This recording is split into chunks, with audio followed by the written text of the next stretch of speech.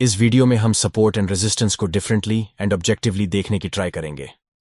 Support area एक ऐसा price area है जहां पे अप ट्रेंड में स्टॉक ज्यादा डिक्लाइन नहीं करता, एंड रेजिस्टेंस एक ऐसा प्राइस एरिया है जहां पे डाउन ट्रेंड में स्टॉक ज्यादा ऊपर नहीं जाता।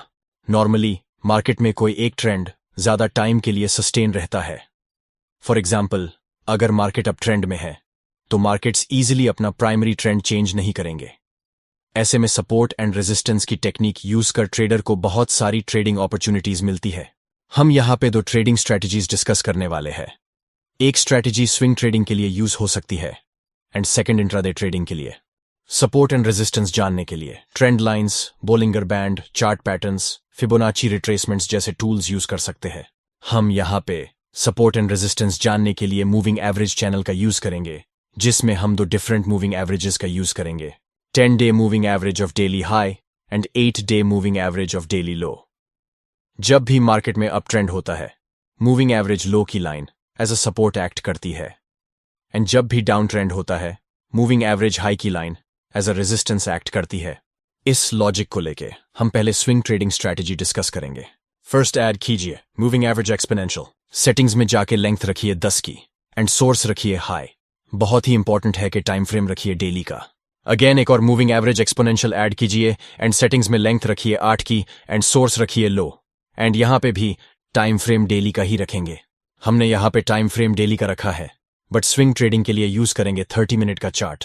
ये कॉन्सेप्ट बहुत ही इंपॉर्टेंट है। यहां पे moving averages plot daily chart पे की गई है। Moving averages daily time frame की वैल्यूज शो कर रही है, बट हम टाइम फ्रेम 30 मिनट यूज कर रहे हैं। बाय करने के लिए फर्स्ट मूविंग एवरेजेस ऊपर की साइड स्लॉप करती होनी चाहिए। सेकंड, जब भी प्राइसेस 8-day लो मूविंग एवरेज को टच करे तो एक रफ ट्रेंड लाइन ड्रॉ करनी है, एंड जब ये ट्रेंड लाइन ब्रेक हो जाए तो बाय करना है। यहां स्टॉप लॉस रखना है डेली लो मूविंग एवरेज पे, एंड टारगेट रखना है 1:3।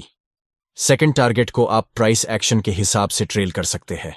ये कुछ लॉन्ग एंट्रीज के एग्जांपल्स आप देख सकते हैं। ट्रेडर को first 1:3 profit and then maximum profit अपने स्टॉप लॉस को ट्रेल करते जाने से मिल सकता है। शॉर्ट एंट्रीज के लिए दोनों मूविंग एवरेजेस डाउनवर्ड स्लोप करती होनी चाहिए। सेकंड है कि मूविंग एवरेज हाई की लाइन को टच करे।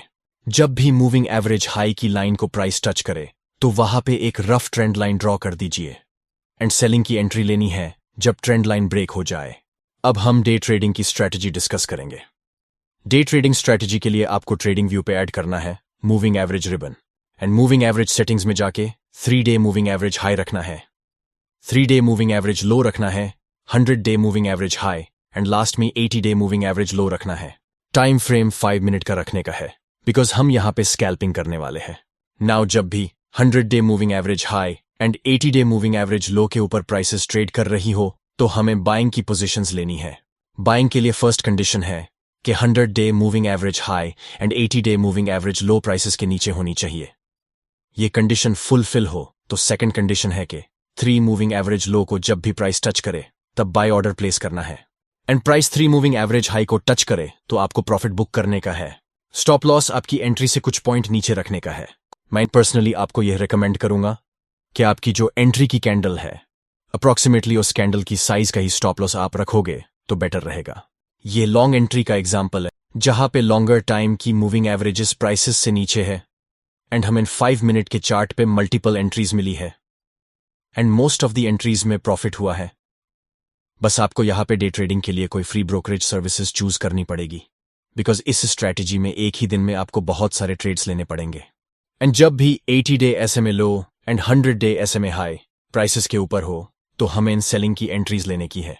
जब प्राइसेस 3 मूविंग एवरेज हाई को टच करे तो वहां सेल ऑर्डर प्लेस करना है, एंड जब प्राइस 3 मूविंग एवरेज लो को टच करे तो प्रॉफिट बुक करने का है, एंड स्टॉप लॉस जैसे हमने बाइंग के लिए डिस्कस किया उस हिसाब से ही सेलिंग के लिए प्लेस करना है।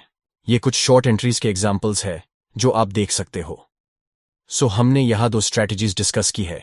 अगर कोई कॉन्सेप्ट क्लियर नहीं हुआ हो तो कमेंट बॉक्स में बता देना। Thank you.